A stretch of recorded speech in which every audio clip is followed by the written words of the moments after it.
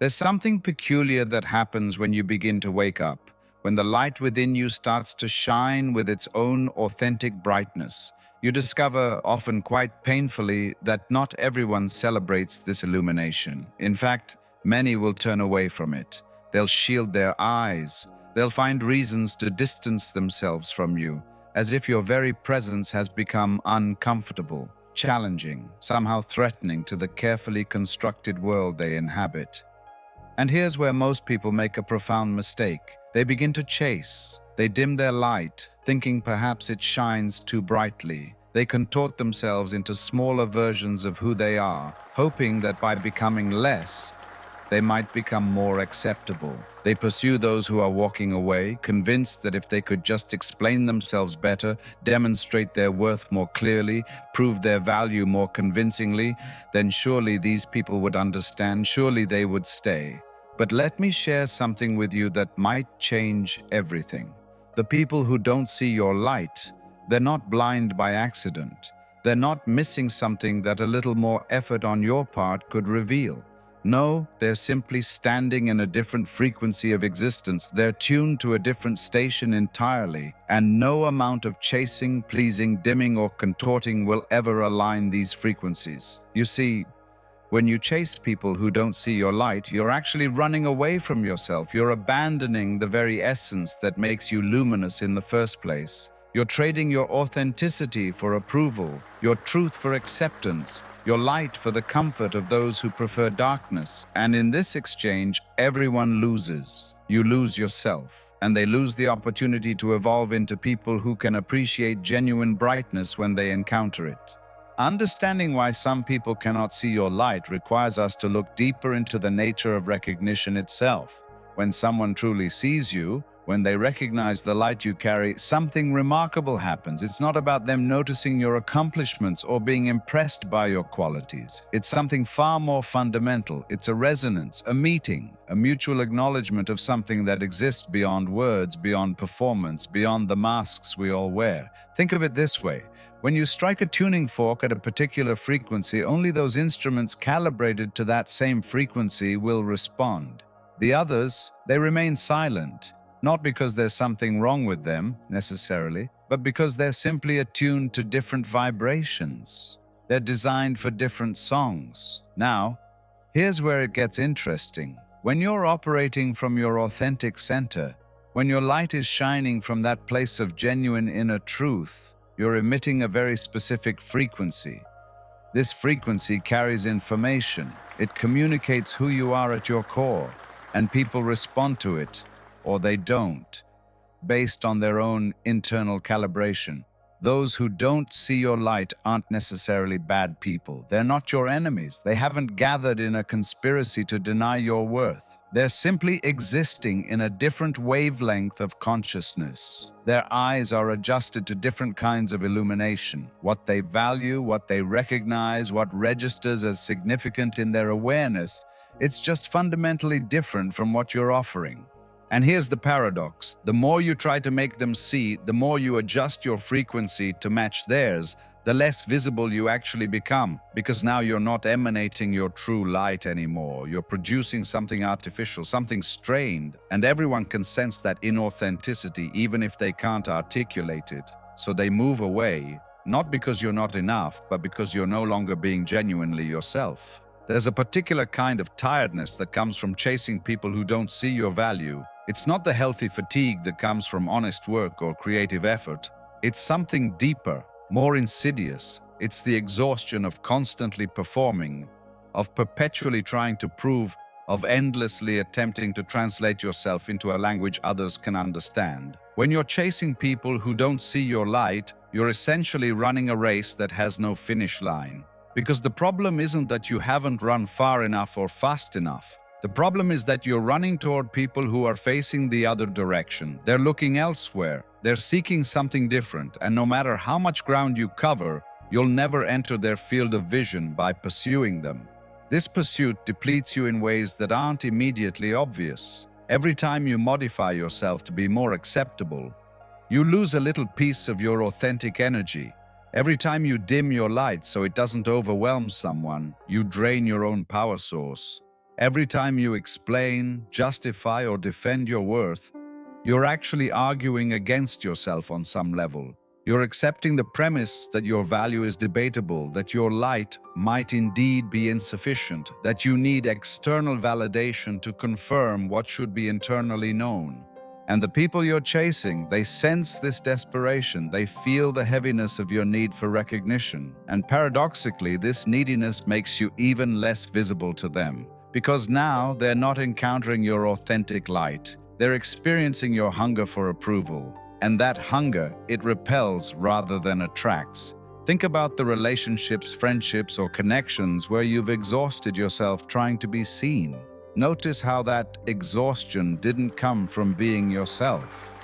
It came from trying to be what you thought they wanted you to be, from attempting to shine in ways that would please them rather than illuminate you, from running after something that was moving away, not because you weren't valuable, but because you were valuable in ways they simply couldn't recognize. Now we come to something that might seem counterintuitive at first. The greatest gift you can give to those who don't see your light is your indifference, not coldness, not cruelty, but a genuine, peaceful letting go, a recognition that their inability to perceive your value says nothing about your worth and everything about their current capacity for vision.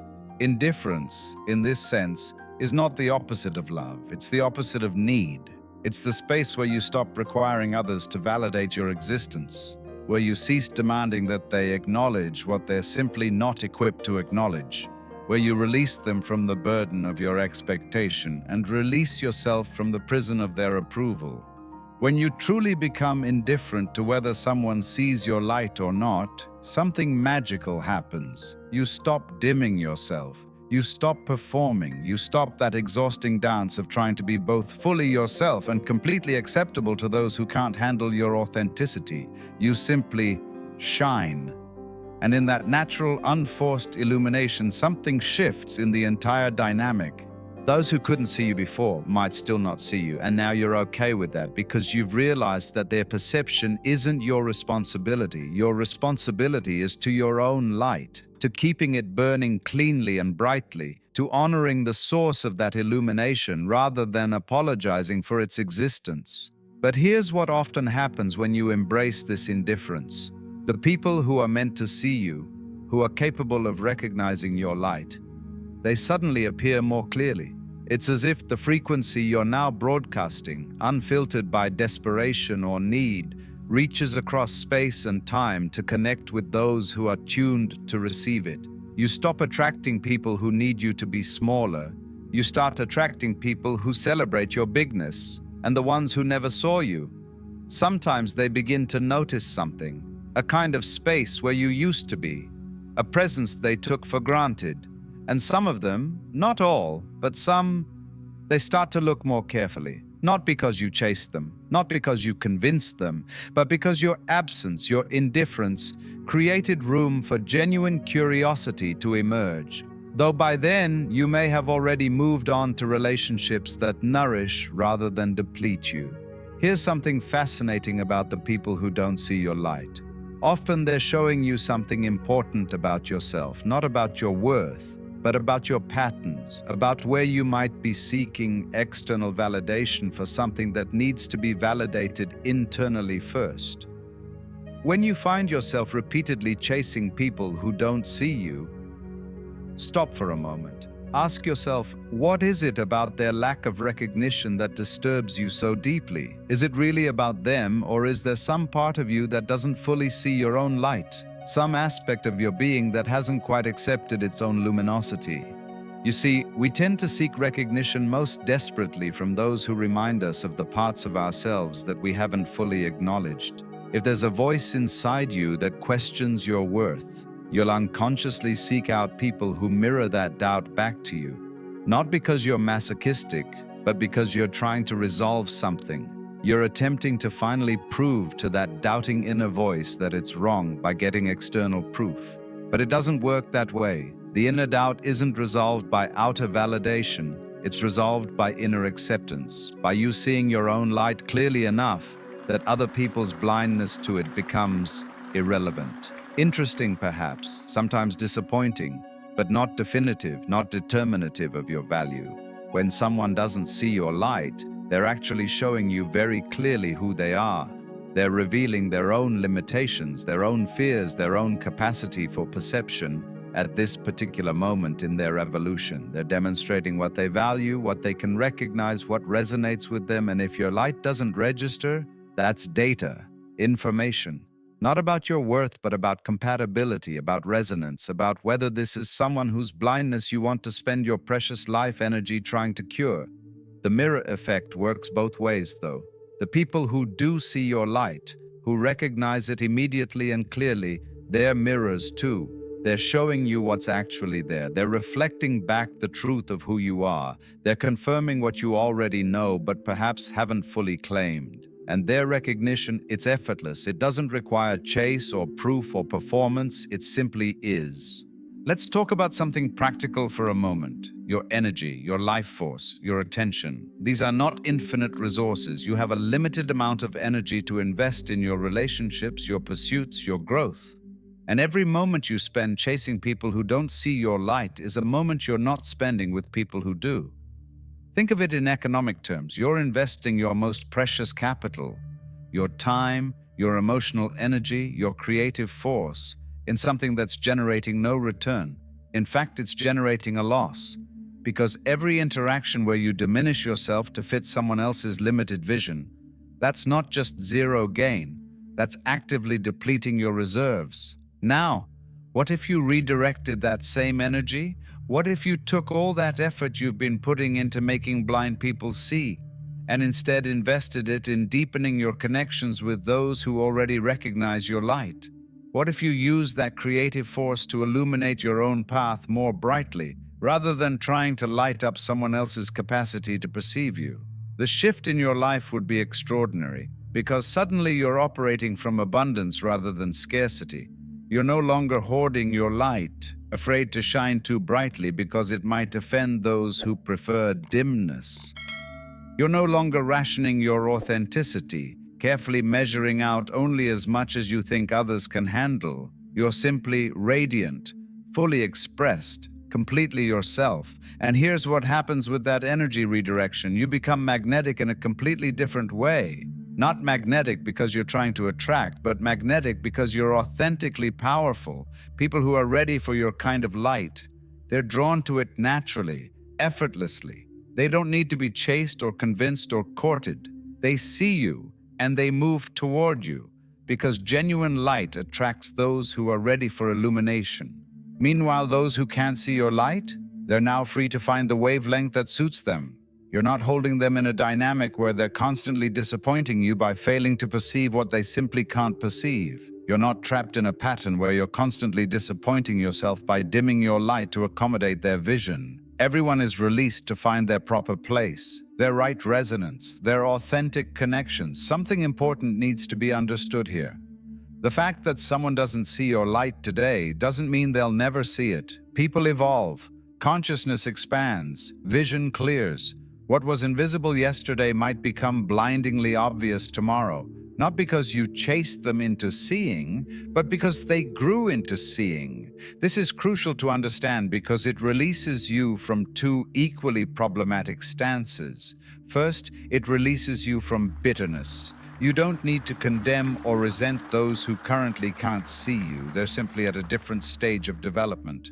Their blindness to your light is temporary, even if that temporary state lasts for years or decades or even lifetimes. It's not personal, it's developmental. Second, it releases you from the rescue mission. You don't need to force anyone's evolution. You don't need to drag them kicking and screaming into the light. You don't need to prove to them what they'll eventually discover on their own, if they're meant to discover it at all. Their journey is theirs. Your light is yours. And these two things can coexist in the same universe without one needing to change for the other.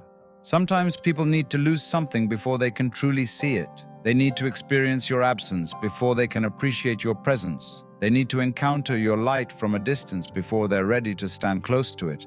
And that's okay. That's actually perfect. Because it means the relationship, if it's meant to exist, will be built on genuine recognition rather than on your desperate need to be seen.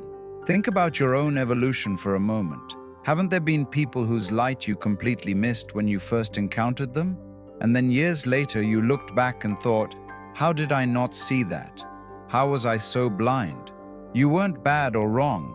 You were simply not yet capable of that particular kind of vision. You hadn't developed those eyes yet. The same grace you would want for your own blindness, extend that to others. But extending grace doesn't mean staying in relationships where you're not seen.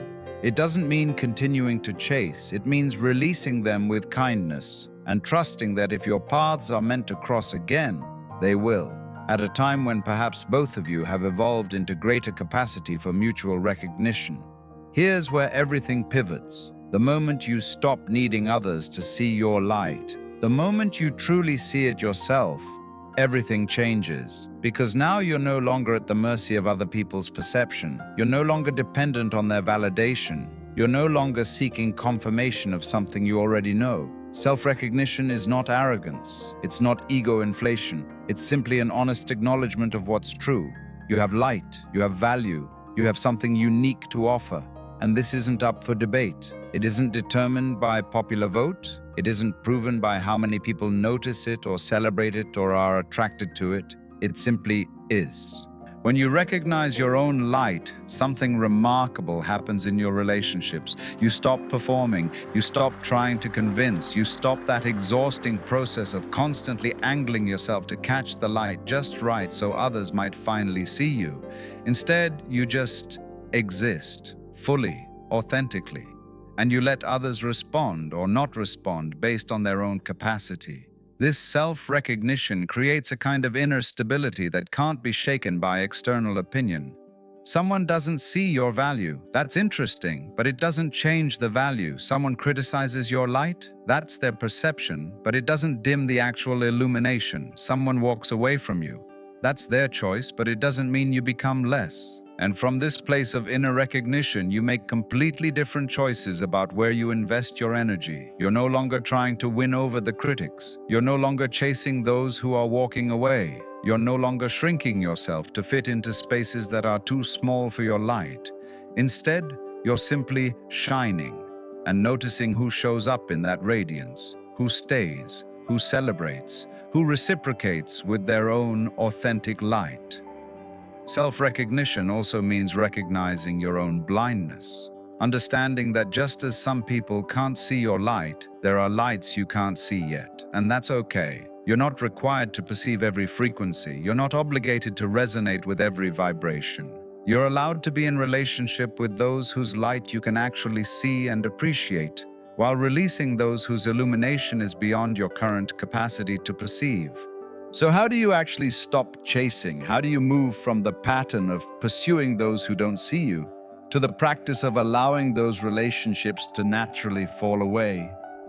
It's not as simple as just deciding to stop, because these patterns run deep. They're woven into how we've learned to seek love, acceptance, belonging. The practice begins with awareness. Start noticing when you're chasing. Notice the feeling in your body when you're contorting yourself to fit someone else's vision. Notice the exhaustion that comes from explaining yourself to people who have already decided not to understand. Notice the subtle ways you dim your light in the presence of certain people. Just notice, without judgment, without immediately trying to change it. Then practice the pause. When you feel that familiar urge to chase, to explain, to prove, to pursue, pause, breathe. Ask yourself, what would happen if I didn't do this? What would happen if I let this person walk away? What would happen if I let their lack of recognition be their experience, not my emergency? In that pause, something important can emerge. You might feel fear, the fear that if you don't chase, you'll be alone. The fear that if you don't prove your worth, you'll have no worth. The fear that if you stop performing, no one will see you at all. Let these fears arise. Look at them. Recognize them for what they are. Old conditioning, not present truth. Then practice the redirect. Instead of directing your energy toward those who don't see you, consciously redirect it toward those who do. Send a message to someone who truly appreciates you. Invest time in a relationship where you're celebrated, not tolerated. Create something that expresses your authentic light, regardless of who might or might not perceive it. And finally, practice the trust. Trust that you don't need everyone to see your light for it to be real and valuable. Trust that the right people, those who are meant to be in your life, will find you without being chased. Trust that your light, when allowed to shine authentically, is its own invitation. Trust that letting go of those who don't see you creates space for those who will. This practice isn't done once. It's repeated daily, sometimes hourly. Every time you notice yourself dimming, every time you catch yourself chasing, every time you feel that familiar pull to prove yourself to someone who has already shown you they can't see, you return to the practice. Awareness, pause, redirect, trust. And so we arrive at something essential, a truth that might be difficult to accept but is ultimately liberating. You cannot make people see your light. You cannot convince them of your value. You cannot chase your way into their recognition. And trying to do so, it doesn't make them see you more clearly. It makes you lose sight of yourself. The people who are meant to see your light, they will see it without effort, without performance, without you having to dim yourself or explain yourself or prove yourself. They'll see it because they're tuned to that frequency, because they have eyes for that particular kind of illumination, because something in them resonates with something in you. And the people who don't see it, let them go, not with bitterness or resentment, not with judgment or condemnation, but with the peaceful recognition that you're simply operating in different wavelengths, that their inability to perceive your light is not a statement about your luminosity. It's information about compatibility, about resonance, about who belongs in your inner circle and who belongs elsewhere. Your light is not less valuable because some people can't see it. The sun doesn't stop shining because of those who choose to live in caves. Your worth is not determined by consensus. Your value is not proven by popularity. Your light is because you are, and that's enough. That's more than enough. That's everything. So stop chasing people who don't see your light. Stop dimming yourself to fit their vision. Stop exhausting yourself trying to translate your essence into a language they're simply not speaking. Instead, shine fully, authentically, without apology or explanation, and trust that those who are meant to find you will, not because you chase them, but because your light, when allowed to shine freely, is impossible for the right people to miss. Let the others walk away. Let them move toward whatever light they're ready to see. And you just keep shining, because that's what light does. It illuminates, not for approval, not for recognition, but because that's its nature. And your nature is radiant, whether anyone is watching or not.